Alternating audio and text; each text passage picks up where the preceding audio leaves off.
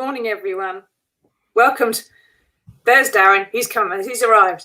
Morning, everyone. Welcome to Wednesday. And this is your news agenda, where today I'm joined by the Mirror's sports writer and columnist, Darren Lewis. Now, we're going to take you through the most important stories of the day. And through it all, we want you to ask us your questions, dig into the comments below and ask us whatever is on your mind. We'll do our best to help you out and answer them for you. So, what have we got today? Well, the Mirror has splashed on the cash for curtains row, which might lead to curtains, of course, in which the Prime Minister is still refusing to tell us exactly how he funded the decorations for his Downing Street flat. In particular, which of those very expensive sofas he suddenly found £58,000 down the back of.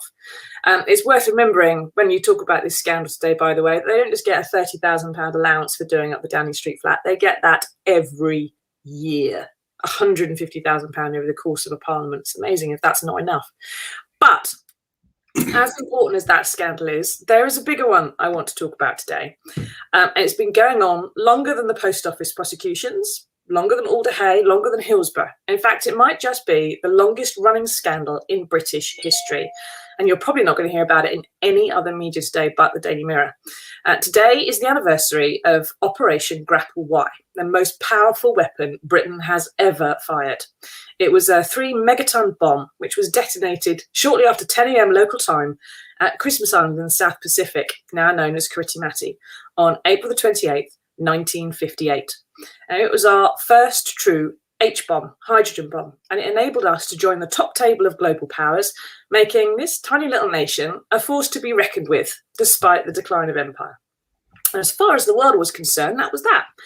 But there were 22,000 men who served at 45 such tests between 1952 and 1991. And they say they have been left with a genetic curse that's been passed down for generations. Have a look at this video. Look them in the eye and tell them why they don't deserve a medal. When these veterans have given so much, they deserve recognition and they deserve a medal. My name is Matthew Waddell and I'm the grandson of a nuclear test veteran, Campbell Waddell, who was present at the Operation Buffalo test in 1956 in Australia. When he was there, he was responsible for washing down the aircraft after they'd flown through the mushroom cloud of the bomb, and he passed away in 1969 with a blood cancer, leaving behind 5 children under the age of 6, including my dad. And ever since then, my dad's had spinal issues, and just 2 years ago I had a tumour removed from my spine, a schwannoma, a nervous system tumour. And I'd like to challenge the Prime Minister to meet with the nuclear test veterans, meet with the descendants, listen to what they have to say, look them in the eye, and decide how we're going to reward these men for the sacrifice they made all those years ago. Thank you. My name is Sarah. I'm the daughter of Tony, a nuclear veteran who was present on Christmas Island for Grapple X and Y tests. You never looked him in the eye, and now it's too late. My life is seriously impacted by various conditions, including autonomic dysfunction and hypermobile EDS. I'm challenging you, Prime Minister, to meet with me and look me in the eye and tell me why my dad was not worthy of recognition by the UK government after all he did for his country. Now, the veterans' children report 5 times the normal rate of infant mortality. Their wives show 3 times the normal amount of miscarriages, and their children also report 10 times the normal amount of birth defects, the kind of things which were featured in the Call the Midwife episode last week. Now, they have been ignored by 26 governments since the first blast in 1952 and 15 successive prime ministers of every political stripe. And the Mirror's campaigned for these guys and their families since the 1980s. And today, we have challenged Boris Johnson to become the first prime minister to be brave enough to sit down with these people and hear what happened to them after the tests were over. It's got the hashtag look me in the eye, and we're hoping that that's what we can ask the Prime Minister to do. Look me in the eye and tell them why they don't deserve a medal or compensation or recognition of any sort from their governments. Now, I suppose the question, Darren, is whether really this Prime Minister, out of all the 15 that's come before him, will find it politically expedient to do it. The others all found really good reasons to be busy elsewhere. So what do you think? What are the chances that this Prime Minister will want some good headlines? Well, first of all, I've got to say, I know you won't want me saying it, Susie, but I'm glad you've done this, because I know you've been working on this issue for a long, long time, and the people pleading, we've seen them there for justice, pleading to be heard, have trusted you to tell their stories and to speak on their behalf, and that really is a special thing. And it kind of goes to the heart of what the Mirror does. And I think the shocking aspect of your story is that so many prime ministers, as you say, 15, along with 26 UK governments, have been either too scared or too dismissive to look them in the eye. It really is a disgrace. And you say good reasons. I don't think any of them were good reasons not to hear the stories, not to recognise what the people in the video, just a couple of the many, many people that I know you've spoken to, have had to say. I don't even think it's about being politically expedient. I think forget what's going on elsewhere. These people deserve to be heard. These people deserve some respect. And I think when you consider the lives that have been wrecked by the events of those tests, it just really does hurt to think that they are being largely ignored. And I'm sure I've looked at some of the detail in your story. We were talking off air. I found it difficult to read. I'm sure over a long period of time. When did you start working on this, Susie? 2002, thereabouts. You see now, that was the 50th anniversary. Next year will be the 70th anniversary. And how difficult was it? Has it been just reading, listening, hearing, some of the details and some of the shocking stories in the way that they're being ignored? Oh, I've burst into tears more times than I can count, I think. And I'm a fairly hard, thick-skinned, news reporter with a lot of experience behind me. But one of the things that keeps me going are people like Richard here. Because Richard and other people who say things like this get my back right up. And I'm going to address your point, Richard, as kindly as I can. It's got a lot to do with Boris Johnson, because he has just announced he wants to spend £130 billion of your money, Richard, and mine and Darren's and everybody else who's watching this, on the Trident nuclear weapons program. That Trident nuclear weapons program is rented from the Americans, and the Americans took us into their nuclear weapons program after Grapple Y was a successful explosion on this day 63 years ago. He also wants to spend £10 billion, also of your money, on expanding our nuclear warhead stockpile. So we have more nuclear weapons than we've already got, which is quite a lot. We've got hundreds, right? We don't really need any more, but he's going to spend it on more. He's also going to say how important the armed forces are. He's also going to wrap himself in the flag whenever he can. And the thing that it's got to do with all the prime ministers, whenever they were in power, and trust me, the Mirror made this call in the 1980s when Margaret Thatcher was in power, when Major was in power, through the 90s with Blair and Brown and with Cameron. The thing it's got to do with them is they're the ones in charge of the country. That's why it's their responsibility. The last weapons test was only in 1991. It's easily within living memory. And it's Boris Johnson's responsibility, really, to issue an instruction on this. And this is the reason why we're appealing to Boris Johnson to do something about this. Whenever the veterans or anybody else, when politicians or campaigners have asked the MOD to help, the Ministry of Defence, it gets battered away and battered away, refused. They've spent millions fighting every kind of compensation claim, war pension claim, and everything else, purely because the MOD is incapable of, firstly, opening up some of its secret files to admit some of these things, which is where the proof is, and secondly, because it's institutionally incapable of considering whether it's ever made a mistake, I think, to be honest. Like the rest of us can understand it, the MOD just can't. I've been told by MOD press officers that radiation is harmless because we all get X-rays. Except pregnant ladies, and the radiographers are wearing lead aprons. And some of the pictures we've got here, you will see the veterans are wearing their shorts, and that's it, while a thermonuclear explosion goes off. So people like Richard, Darren, is the answer, can keep me going, because people just don't get it, I think. Now, Rebecca says, go and read your history, stop putting your fingers in your ears. These aren't lies. In fact, if Boris had any sense, he could use this to his own benefit. Good old-fashioned journalism. Thank you, Rebecca. He could he, Darren? He could actually get a Tory Prime Minister has done all the things Boris Johnson's done, he could actually get a front page herogram from the Daily Mirror if he sat down. I don't want to tell the editor what she has to do with her front pages, but I would expect he would get a front page herogram from the Mirror if he offered to sit down with these veterans and their children and just listen to them. How can anyone turn that down? Well, indeed. And this is about listening to the people who put you where you are. And I think as far as he is concerned, he does too little of that. And all of the people that have spoken, I don't want to see them used. Just to be clear, I mean, it's obvious what you're saying. This is an opportunity for him to create some positive headlines around himself. But these are not people to be used. These are not people to be used as pawns, if you like, for him to get himself out of a tight corner. These are people whose stories you've been telling for years. These are people who have suffered heartbreak. These are people who have suffered nightmares. These are people who have had a really difficult time over a sustained period of time. Yeah. And that, by the way, to interrupt, that's Bob Malcolmson. He's died now, but he was on HMS Diana. It was a warship, destroyer, which sailed through nuclear fallout twice to test the effect on men and crew. When I spoke to Bob, when he was photographed there, he was on his he was dying from his 4th type of cancer. Sorry, Darren, go on.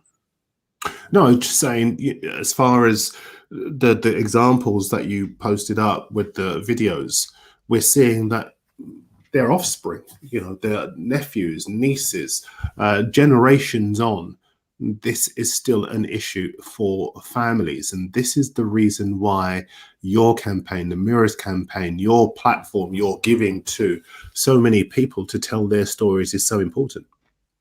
Now, Samantha says, nukes don't exist, but there's the suitcase bomb that dissolves buildings. I don't know if you're being ironic or satirical, Samantha, but trust me, nuclear weapons do exist.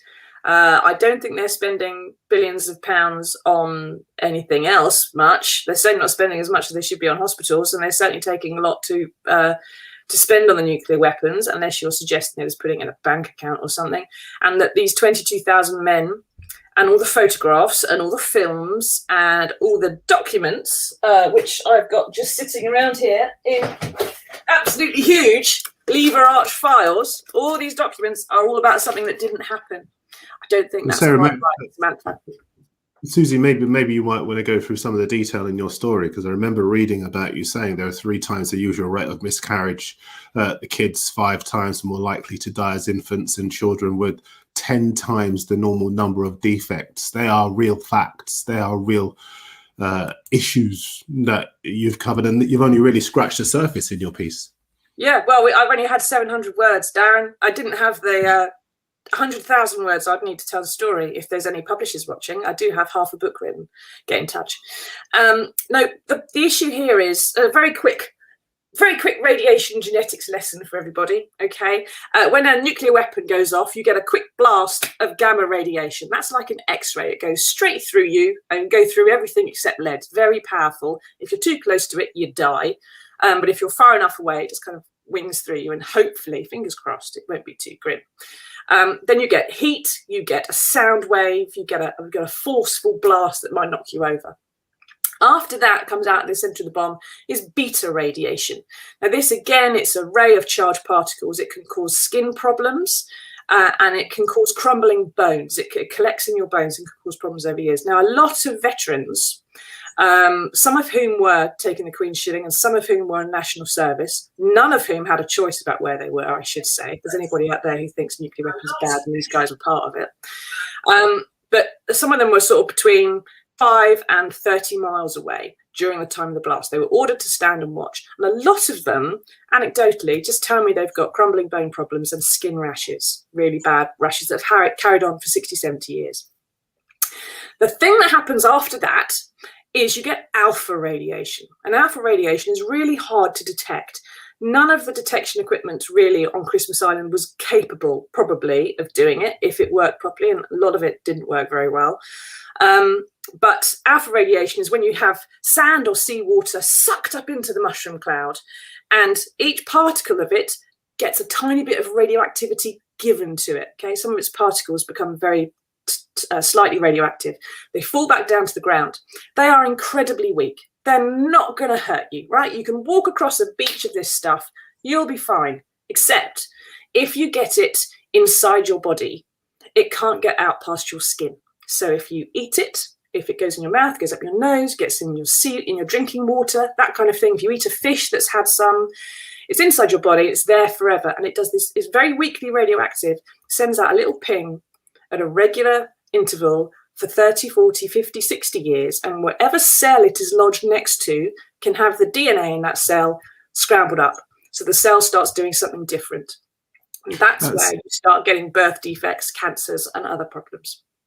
And Susie, what are the veterans, their families, what are they asking for from the government, as well as the recognition of what they're going through? They all ask for something a bit different. Some of them want compensation, some want war pension, some want a medal, some don't want a medal. We are asking in this campaign, which we're doing with Lab Rats and Alan there, they're asking in this campaign for a meeting with the Prime Minister to explain why they have just been turned down for a medal at the end of last year. Now, it's a piece of tin. It's just a bit of metal. It's not going to take away anything. If they have been harmed by radiation, that's in their systems now. It can't be taken out again. But the biggest thing, and when I interviewed Steve McGann about Call the Midwife a little while ago, he said the same thing. Happened at Hillsborough. The biggest thing is that they've been gaslighted by their governments. They've been told the thing they saw and the thing they're experiencing now isn't real, that they're malingering crackpots, that they're imagining it, that there's no evidence. There's loads of evidence. There is literally loads of evidence. There's loads of scientific evidence. Every other nuclear power on Earth compensates and recognises their veterans. It's convinced everybody else. The MOD is the last institution on the planet that says radiation is not harmful to the people closest to it, right? That's the madness here. And what they really want is just to sit down and look at the Prime Minister. They want that recognition. They want the acknowledgement that what happened, happened. And that acknowledgement comes in different forms for different people. But that's what they want. They want someone to say it was true. Yeah, I mean, listen, I reading the stories, and I'm sure lots of people watching this and having read your piece in the Daily Mirror today, I think they will all be in agreement that governments can't continue to go along their merry way, literally sticking their fingers in their ears when real people are telling their stories and going through the kind of nightmare that these families are suffering from. And I think that's what makes a lot of people angry. It's what makes me angry, because we see it in so many different guises. And I think it's time to say enough and really hold them to account on this one. Yeah, that would be good, wouldn't it? Now, we do have some celebrity supporters for this campaign, and they've pulled their fingers out for me and done a wonderful job for the veterans. So here's another video. Have a look at this. Cheers. It's the pub landlord here. Now, Prime Minister, I want to talk to you governor to governor. And by the way, I thought, seeing as you're not using it, I'd make use of it myself. Lovely gaff you've got here. But here's the thing. Look me in the eye, mate. Look me in the eye and tell me that British nuclear test veterans don't deserve a medal. Come on. Come on. Can you do it? I mean, because if they don't deserve a medal, it's for one obvious reason. It's because British nuclear radiation is the safest radiation in the world. It's not like that dirty French radiation or that weird Russian radiation or even the American radiation. Oh, horrible stuff, that. No, British radiation is the safest radiation on the planet. British thinking. It obviously has to be. Otherwise, you would have given a medal to the nuclear test veterans by now for having done their duty and been nuked by their own government. Come on, mate. Look me in the eye and tell me they ain't worth a medal. You know, hi, I'm Boris Johnson, and I love our veterans, and I really love the nuclear deterrent. Okay, so Prime Minister, in that case, how do you feel about the 22,000 veterans of the nuclear tests who gave you that nuclear deterrent? Well, I'm spending £130 billion on renewing Trident and a further £10 billion on increasing our stockpile of nuclear weapons. Okay, so in that case, some kind of recognition for those nuclear veterans would be pretty cheap, wouldn't it? I've never been accused of being cheap in my life. In 1952, Winston Churchill ordered the first nuclear test, and in the 7 decades since, no British Prime Minister has met with the servicemen or their families and ask them how it went. Their wives have 3 times the normal number of miscarriages, their children are 5 times more likely to die as infants, and their families have 10 times the usual rate of birth defects. I'm Rory Bremner most of the time, and I'm asking my followers to join me in supporting the nuclear veterans as they challenge Boris Johnson to become the first British Prime Minister to meet them in person. So come on, Boris, do the right thing. Look them in the eye and tell them why the risks that they took for their country don't matter and why their kids don't matter either. Do the right thing. Look them in the eye. Now, Darren, it should be said that we have a series of videos involving veterans and widows and children and grandchildren who have disabilities, chronic conditions, lifelong grief, other problems.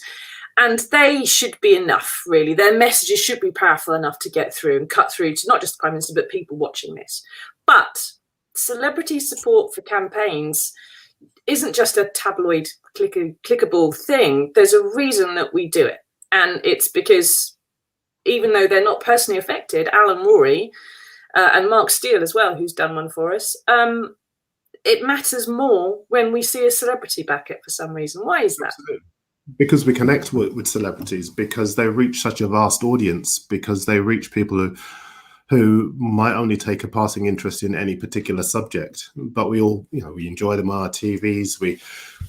They reach us in other ways, and so when we get celebrities on board to amplify our messages, to tell the stories that we want told, we connect with the people that we are desperate to reach. And it might well be that people take things in bite-sized chunks as, in certain situations, but Rory's just combined the humor with the serious stuff, and that's a wonderful way to get it across, draw them in, and then give the kind of information that they might just take away, have a little think about, and then use their voice to add to the many that have already supported this campaign, because it is an important thing. We have a number of campaigns ongoing with the Mirror because there are so many issues that matter to people watching this, to matter to people who are just trying to go about their daily lives, getting by. And the more campaigns we have on board with this, the better. Exactly. And, Alan Rory aren't personally affected, but they are prepared to use their weight and give something a bit of a clout. We're very grateful to them. Now, we do need to talk about some other stuff. The stories are in the paper today. We're going to post the links on this feed for the news story about the test veterans. You can find out some more. You can also have a look at a column I've written today about Look Me in the Eye. Please go onto your social media channels and use the Look Me in the Eye hashtag and join your voice if you want to the campaign, and ask the Prime Minister to meet these veterans and look them in the eye. You can also read the full story of the test at damned.mirror.co.uk, which is a website I built a couple of years ago. Now, moving on to our second story of the day. This is Darren's area of expertise because it's sport. And it appears that female teenage footballers are more likely to have head injuries in sport and be at more risk of those injuries than boys. Now, Darren, your game has had some problems with concussion over the years, and it's trying to do its best to address them. But how come girls are getting left behind?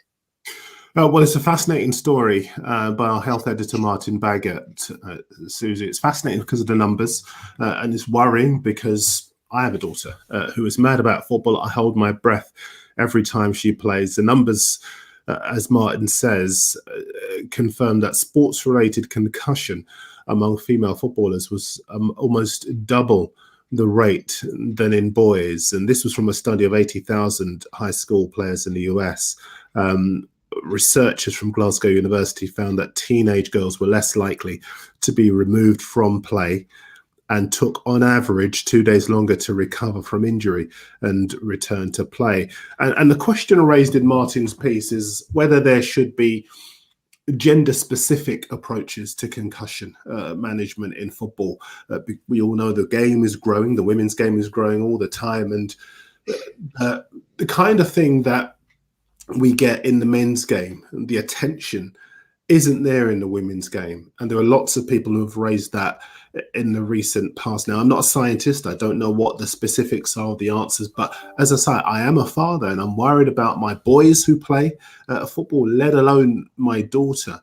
Now, you mentioned before all of the issues relating to concussion. The Professional Footballers Association outgoing chief executive, Gordon Taylor's been under the rack a bit over this issue because lots of professional players say that the game hasn't done enough to help them. You talked about campaigns, Susie. We know that the Mirror's been highlighting the dangers of concussion in football for many years now, with the England 1966 World Cup winning team, most of them suffering from dementia. So even if you don't know that much about football, you will know that it's affecting people who play the game of both sexes. And that's why this is so important. Yeah. Now, keep asking us your questions. Thank you for explaining that, Darren. Keep asking us your questions, everybody, whether it's about nuclear weapons tests. Got a question about radiation? I'm your girl, right? I can answer it, probably. If anyone from the MOD is watching, give them a medal. And you can ask me about radiation, because I probably know more than you, twits. And ask us about concussion in sport. Tell us if you've got any experience with these things. Dig into the comments. Let us know. And we'll wrap some of those questions up at the end. But stop arguing with each other. Be nice. And also, Cash for Curtains. Ask us about that if you want to. Now, we do have some good news to share with you and to round off with, and here it is.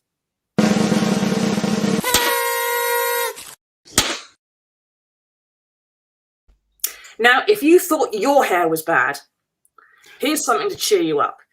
Tony Blair looks like he's at a Status Quo reunion concert, or I don't know, perhaps, Pat Sharp in an old people's home or something. Now, bear in mind, power does tend to age people, and none of us have been able to get to a hairdresser for a while. That's my fringe, right? It's down past my nose.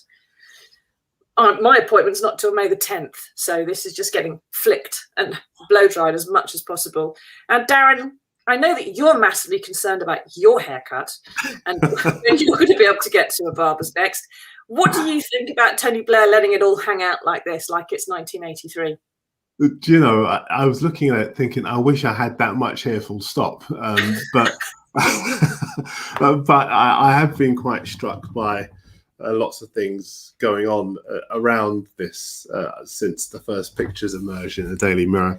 From all the reference from Peter String, the late great Peter Stringfellow, some people suggesting that he could well be a member of ABBA. But as long as he doesn't wear Peter Stringfellow's thong, I don't think any of us want that. No, that's a sight you will never be able to unsee. But I think one of the best descriptions of his hair is business at the front, party at the back. I do love that because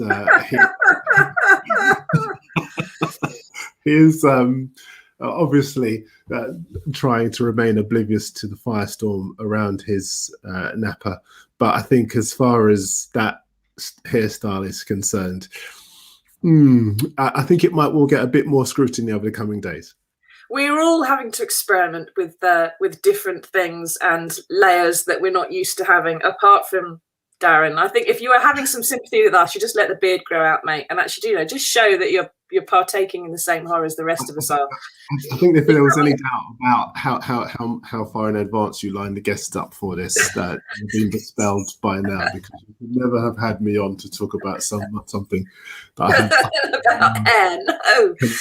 Now, Bob says, what about bodies part high? Yes, that scandal is still ongoing. Now, there's a rule, isn't there, Darren, that if I think it's Alistair Campbell that said it, if a scandal is on the front pages for a day or two, you can get away with it.